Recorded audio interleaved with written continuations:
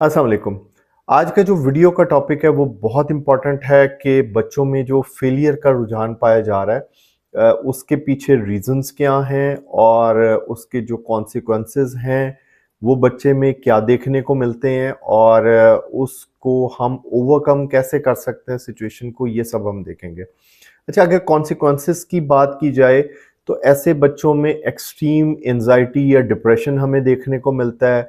Lack of confidence उनमें दिखना शुरू हो जाता है, आइसोलेशन का शिकार हो जाते हैं वो, यानी अपने आप को बिल्कुल तनहा कर लेते हैं, वो लोगों से मिलना मिलाना छोड़ देते हैं। एक्सट्रीम केसेस में एजुकेशन से भी गिव अप कर लेते हैं और उसके अलावा उनमें क्राइम कमिट करने की टेंडेंसी, समटाइम वो बहुत अग्रेसिव हो जाते हैं और समटाइम वो ड्रग एडिक्शन का शिकार हो जाते हैं और कुछ केसेस के अंदर में अगर आप ये कहें कि वो सुसाइड कमिट कर लेते हैं तो ये भी गलत नहीं होगा। बहुत सारे केसेस में ऐसा देखा गया कि उन्होंने सुसाइड कमिट की है। अगर हम इनको कैटेगराइज करें तो हम इन्हें 3 काइंड्स में डिवाइड कर सकते हैं: पर्सनल रीजंस, एजुकेशनल रीजंस और सोशल रीजंस। तो अगर ये प्रॉब्लम टीचर एंड पे पैदा हो रहा है और टीचर अगर तवज्जो नहीं दे रहा स्टूडेंट को या स्टूडेंट किसी चीज में लैग कर रहा है, तो पेरेंट्स को चाहिए कि वो स्टूडेंट के साथ मिलके उन चीज़ों को या उन डेफिशिएंसीज को आइडेंटिफाई करें। ठीक है? और फिर आप ये कर सकते हैं कि आप जितनी लेटेस्ट टेक्नोलॉजी है उसका सहारा ले सकते हैं। अब डिजिटल डिवाइड आप उस तरह से उसका शिकार नहीं है। आर्टिफिशियल इंटेलिजेंस की बहुत सारी ऐप्स जैसे चैट जीपीटी हो गया, जेमिनाई हो गया, माइक्रोसॉफ्ट कोपायलट हो गया, या इस तरह से परप्लेक्सिटी है, तो ये एक ट्यूटर के तौर पे भी आप इनको यूज कर सकते हैं। तो ये जो एक प्रॉब्लम या जो एक बैरियर टीचर एंड पे बन रहा था कि टीचर सही से रिस्पॉन्स नहीं कर रहा या टीचर प्रॉपर तरीके से गाइड नहीं कर रहा, तो इन तमाम चीज़ों के सोल्यूशन के तौर पे आप इस टेक्नोलॉजी का सहारा ले सकते हैं और बच्चे को उस चीज़ को, उस लैक को, उस गैप को जो है वो फिल अप करने के लिए इन टेक्नोलॉजीज़ का आप जो है वो इस्तेमाल बेहतर तरीके से कर सकते हैं। अच्छा, दूसरी जो चीज़ है वो ये कि वन टू वन टीचर के साथ भी डिस्कशन की जा सकती है और उन्हें जो है वो एंगेज किया जा सकता है कि वो उस प्रॉब्लम को जो है वो समझें और उसमें हेल्प आउट करें। और उसके और भी ऑल्टरनेटिव्स दिए जा सकते हैं। अगर कोई एकेडमी या कोई इस तरह की और कोई जगह है तो वहाँ बच्चे को जो है वो, या कोई कोचिंग क्लासेस बच्चे को अटेंड करवाई जा सकती हैं कि जिससे वो उसको ओवरकम करे। अगर प्रॉब्लम पेरेंट एंड पे है तो वो पेरेंट्स के साथ में थोड़ा सॉफ्टली उनको कन्वे कर सकता है कि उनकी उस सिचुएशन की वजह से वो फेलियर का शिकार हो रहा है और अल्टीमेटली स्टूडेंट को समझना पड़ेगा कि उसको थोड़ी सी देर के लिए इन इश्यूज से अपने आप को आइसोलेट करना पड़ेगा ताकि वो अपनी एजुकेशन को फोकस कर सके। अगर प्रॉब्लम ना तो टीचर एंड से है ना ही पेरेंट एंड से है, स्टूडेंट खुद जो है वो नेग्लिजेंसी कहीं पे कर रहा है, तो ऐसी सूरत में पेरेंट्स को बच्चे के साथ बैठकर उसको कॉन्फिडेंस में लेके उसको ये बात रियलाइज करवानी पड़ेगी कि जो आने वाला वक्त है वो एआई बेस्ड सोसाइटी का है।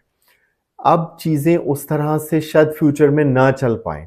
उसको बेहतर तरीके से प्रैक्टिकल एंड के ऊपर भी चीज़ों को समझना पड़ेगा और उनके थ्योरेटिकल बेसिस को भी समझना पड़ेगा। अगर सोशल रीजंस की बात की जाए तो सोशल मीडिया उसमें एक बहुत बड़ा रोल प्ले कर रहा है। बच्चे सारा-सारा दिन, सारी-सारी रात जो है वो ये सोशल मीडिया ऐप्स के ऊपर अवेलेबल होते हैं, अपना वक़्त ज़ाया करते हैं, गेमिंग खेलते हैं, पूरा-पूरा दिन, पूरी-पूरी रात वो इन चीज़ों के अंदर में। तो ये वो रीजंस हैं जो बच्चों को आहिस्ता-आहिस्ता तबाही की तरफ लेकर जा रहे हैं। फाइनेंशियल कंस्ट्रेंट्स हैं बहुत सारे स्टूडेंट्स को, उनके पास इतने रिसोर्सेज नहीं होते, उन्होंने घर भी चलाना होता है, अपनी फीस भी पे करनी होती है। तो उन केसेस में वो जो पैसा कमाने वाला एक फैक्टर है वो भी उनको फिजिकली इतना थका देता है, इतनी फिजिकल फटीग हो जाती है कि वो पढ़ाई को प्रॉपर तरीके से फ्रेश माइंडेड या फ्रेश जो अपने सेंसेस हैं उसके साथ वो पढ़ नहीं पाते और अल्टीमेटली उसका नुकसान उन्हें जो है वो फेलियर की सूरत में मिलता है। जेंडर इनइक्वालिटी बहुत ज़्यादा पाई जाती है। इवन जब मैं खुद जो है वो यूनिवर्सिटी में पढ़ रहा था तो मैं ये देखता था कि जो जेंडर डिस्क्रिमिनेशन है वो बहुत ज़्यादा होती थी। अगर एक मेल स्टूडेंट जो है वो क्वेश्चन करता था तो उसका जवाब उतना ज़्यादा इंटरैक्टिव वे में नहीं दिया जाता था जितना एक फीमेल को जो है वो इंटरैक्टिव वे में जवाब दिया जाता था। तो इस तरह की जेंडर इनइक्वालिटी बहुत ज़्यादा पाई जाती है। रिसोर्स अवेलेबिलिटी की अगर बात की जाए तो रिसोर्सेज भी जो है वो इनएडिक्वेट है। हम अगर इसी एक रीज़न को देख लें कि जैसे कोविड आया या स्मोक का जो टाइम आता है उसके अंदर में कह दिया जाता है कि ऑनलाइन क्लासेस होंगी।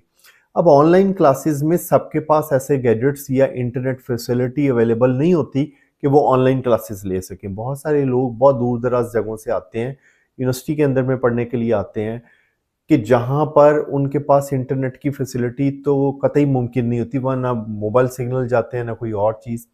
तो ऐसी सूरत में अगर वो अपने शहरों में चले जाते हैं तो वो वहाँ से ऑनलाइन क्लासेस नहीं अटेंड कर सकते।